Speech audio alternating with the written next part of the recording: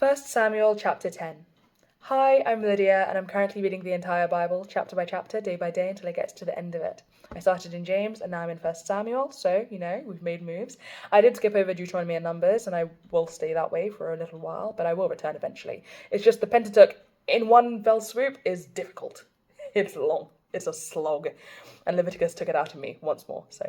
Anyway, this is all to say, let's jump into why you're here, which is 1 Samuel chapter 10.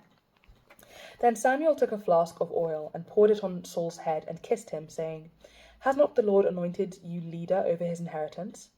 When you leave me today, you will meet 2 men near Rachel's tomb at Zelzah, on the border of Benjamin.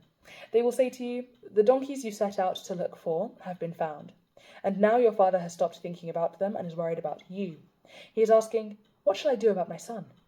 Then you will go on from there until you reach the great tree of Tabor.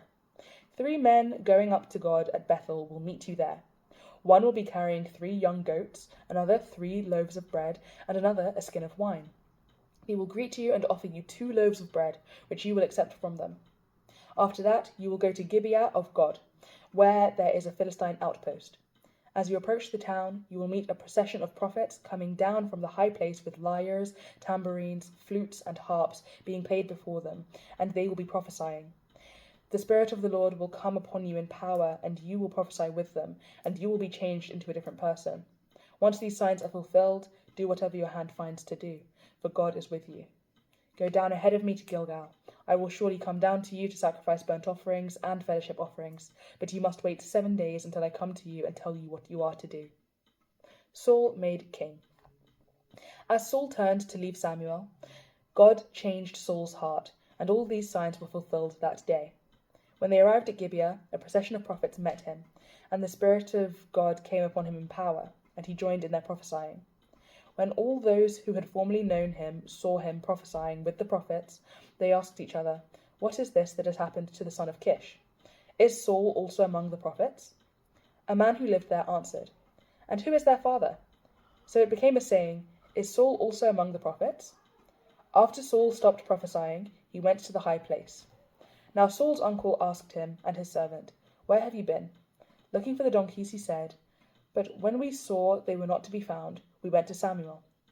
Saul's uncle said, Tell me what Samuel said to you. Saul replied, He assured us that the donkeys had been found, but he did not tell his uncle what Samuel had said about the kingship. Samuel summoned the people of Israel to the Lord at Mizpah, and said to them, This is what the Lord, the God of Israel, says. I brought Israel up out of Egypt, and I delivered you from the power of Egypt and all the kingdoms that oppressed you. But you have now rejected your God, who saves you out of all your calamities and distresses. And you have said, No, set a king over us. So now present yourselves before the Lord by your tribes and clans. When Samuel brought all the tribes of Israel near, the tribe of Benjamin was chosen. Then he brought forward the tribe of Benjamin, clan by clan, and Matri's clan was chosen. Finally Saul, son of Kish, was chosen. But when they looked for him, he was not to be found. So they inquired further of the Lord, Has the man come here yet? And the Lord said, Yes, he has hidden himself among the baggage. They ran and brought him out, and as he stood among the people, he was a head taller than any of the others. Samuel said to all the people, Do you see a man? Do you see the man the Lord has chosen? There is no one like him among all the people. Then the people shouted, Long live the king! Samuel explained to the people the regulations of the kingship. He wrote them down on a scroll and deposited it before the Lord. Then Samuel dismissed the people, each to his own home. Saul also went to his home in Gibeah, accompanied by valiant men whose hearts God had touched. But some troublemakers said, How can this fellow save us? They despised him and brought him no gifts. But Saul kept silent. Right. Thank you so much for joining me today and for reading the Bible with me and for pouring into your own relationship with God. This is great stuff and I'm very happy for you. I pray that God blesses you abundantly today and tomorrow, in case I do not post, but I do plan on posting tomorrow, so God willing, I'll see you then. Aside from that, if you'd like to watch these videos in a clearer order, please feel free to check out my YouTube channel, which is linked in my TikTok bio if you're already there. Thank you. There are playlists in French, Spanish and English dedicated to each book of the Bible, which I've covered from Judges through to 1 Samuel. And I did skip over Deuteronomy and Numbers, but I will return to them in due course.